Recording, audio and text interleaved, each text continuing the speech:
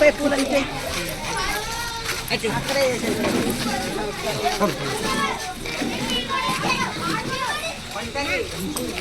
అయిపోయింది.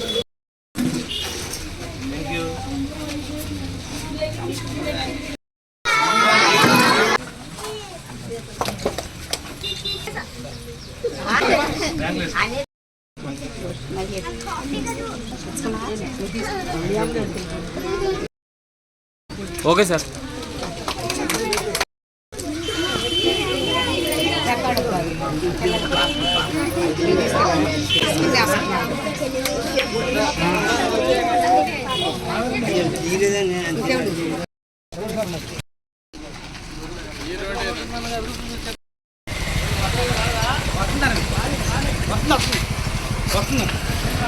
పని పని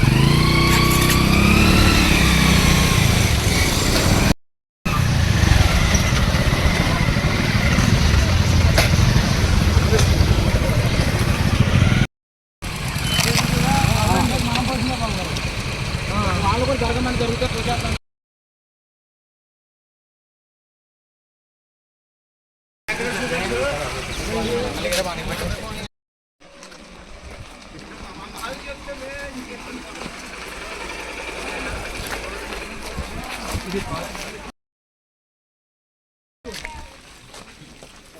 ఏంటి పైకి తాగుకోసం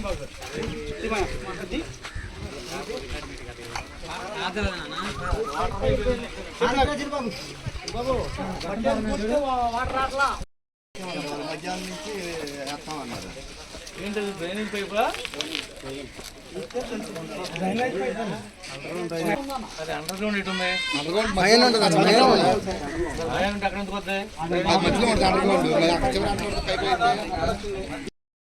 ఆ బజార్ ఎస్టిమేట్ ఈ బజార్ కాడ బురద ఉంది.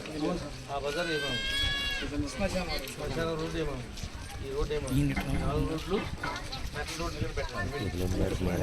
ఎక్కడున్నావమ్మా? Good afternoon. ఎక్కడున్నావు?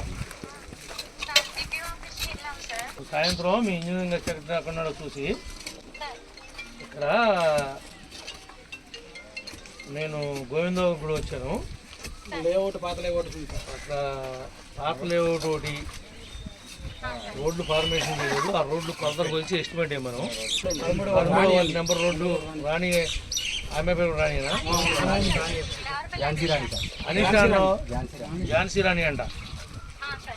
ఝాన్సీ రాణి అంట బజార్ ఒకటి, ఈ నాగార్జున బజార్ ఒకటి, శ్మశానం రోడ్డు ఒకటి, ఈ విలేకరు ఉండేటువంటి రోడ్డు ఒకటి, సిటీ కేబుల్ విలేకరు ఉండేటువంటి రోడ్డు ఒకటి, ఈ 4 రోడ్లతో పాటు ఈ విలేకరు రోడ్డు కింద పాకాలు ఉన్నాయి, లేఅవుట్.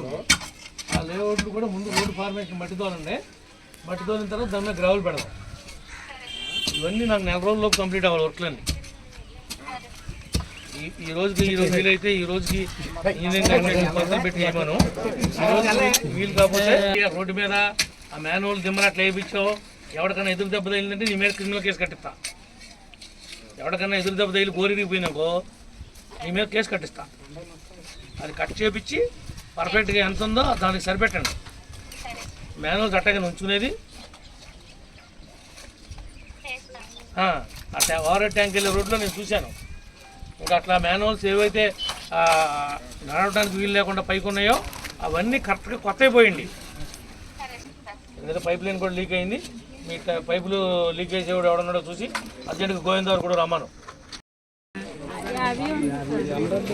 మళ్ళీ రీవెరిఫికేషన్ పంపించి 90% పెట్టిస్తే అది